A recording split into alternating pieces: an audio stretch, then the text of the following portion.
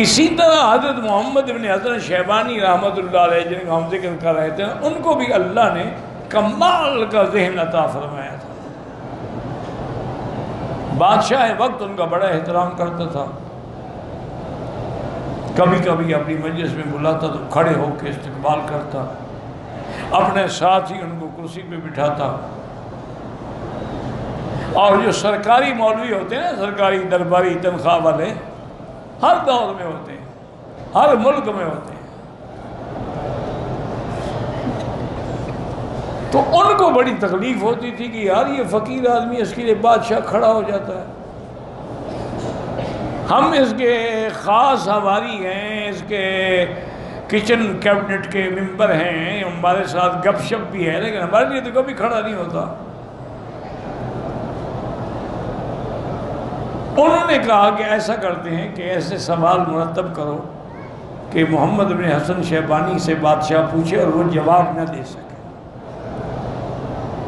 تاکہ جب جواب نہیں دے سکے گا اس کے علم کی حقیقت کھل جائے گی، بادشاہ کی نظر میں گر جائے گا۔ انہوں نے سوال مرتب کیا۔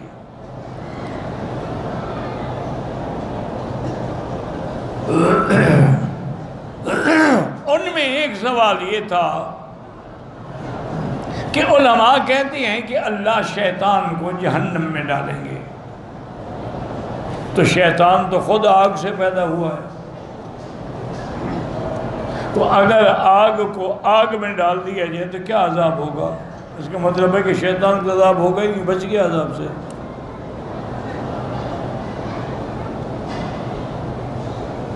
دوسرا انہوں نے کہا کہ جی دوسرا سوال یہ ہے کہ اللہ نے جتنی زمین پیدا فرمائی ہے، اس کا مرکز کہاں ہے، سینٹرل مقام کہاں ہے، پوائنٹ کہاں ہے؟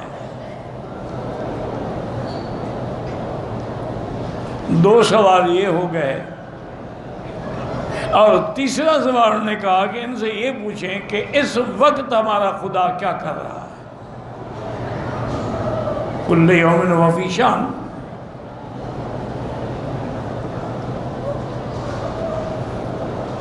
حضرت امام محمد رحمۃ اللہ علیہ جیسے آتے تھے اپنے وقت کے مطابق تشریف لائے، تو دیکھا کہ آج ذرا ماحول بدلا ہے، بادشاہ کی بھی وہ توجہ نہیں، بادشاہ کھڑا تو ہوا لیکن وہ توجہ نہیں کی۔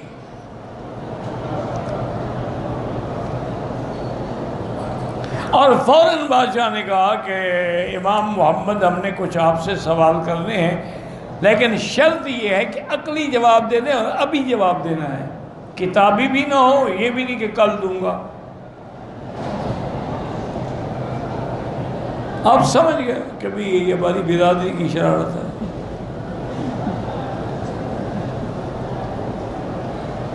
وہ کہتے ہیں نا کسی پرندے کو تیر لگا نا، تو تیر کے پیچھے پرندے کا وہ پر لگا ہوتا تھا، انہوں نے دیکھا اور کہا اچھا یہ لکڑی تو مجھے نہیں مار سکتی، یہ اپنے پر نہیں مجھے مرا ہے نا۔ وہ بھی سمجھ گئے کہ یہ اپنی برادری کی حرکت ہے۔ انہوں نے کہا ٹھیک ہے بادشاہ سلامت پوچھے۔ انہوں نے کہا پہلا سوال تو یہ ہے، آپ یہ بتائیں کہ زمین جو اللہ نے پیدا کی ہے اس کا مرکزی نقطہ جو ہے، سینٹرل مقام جو ہے وہ کہاں ہے؟ حضرت کے ہاتھ میں لکڑی تھی نا، آپ نے ایسے لکڑی رکھ دی اور فرمایا کہ بادشاہ سلامت یہی جگہ ہے، یہ سینٹرل مقام ہے۔ کہ کیا مطلب؟ ان کا جی پیمائش کروا لیں، اگر یہ نہ نکلے تو پھر میں جھوٹا ہوں۔ اب بادشاہ نے مولوی کو دیکھا، انہوں نے کہا ایسے تو میں پٹواری بنا دیا، کون زمین کی پیمائش کرے گا؟ انہوں نے اشارہ کیا حضرت چپ کریں بھائی، یہ جواب کا ہم اس نے حل کر دیا ہے، اب ہم اس کا کوئی توڑ نہیں کر سکتے۔ انہوں نے کہا حضرت دوسری یہ بات ہے کہ شیطان کو آگ سے، انہوں نے کہا یہ تو قرآن کا مسئلہ ہے، خود اس نے کہا خلقتنی من نار وخلقتہ من طین، آپ نے آدم کو مٹی سے بنایا مجھے۔ انہوں نے کہا تو جب وہ آگ سے بنا ہے تو آگ کو آگ میں ڈال دیا جائے تو کیا تکلیف ہوگی؟ اور میں حضرت اس کا جواب میں تب دوں گا کہ مجھے مٹی کا اتنا بڑا ڈھیلا چاہیے۔ بادشاہ نے حکم دیا، 2 منٹ میں آ گیا۔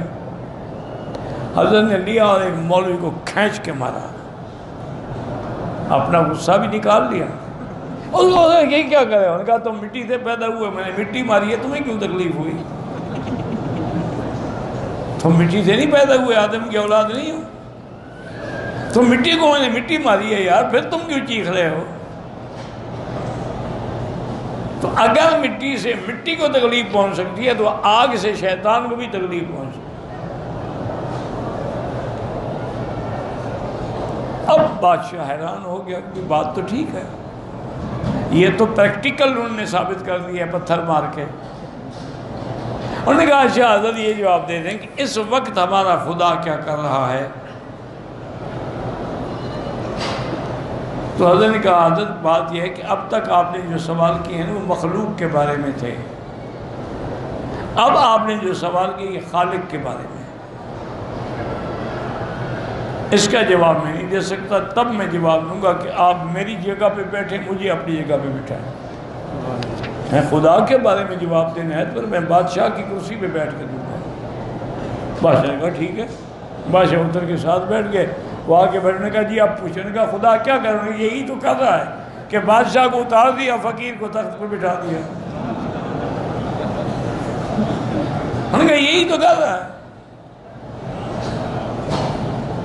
اب جناب الحمدللہ سب کی بولتی جو تھی وہ بند ہو گئی. تو یہ خدا داد جہاں، تو یاد رکھو کہ قرآن بھی ہے اور کتاب اللہ بھی ہے. اس لیے قرآن قیامت تک محفوظ ہے کہ وہ اللہ کا کلام ہے. اللہ کی صفت ختم نہیں ہو سکتی.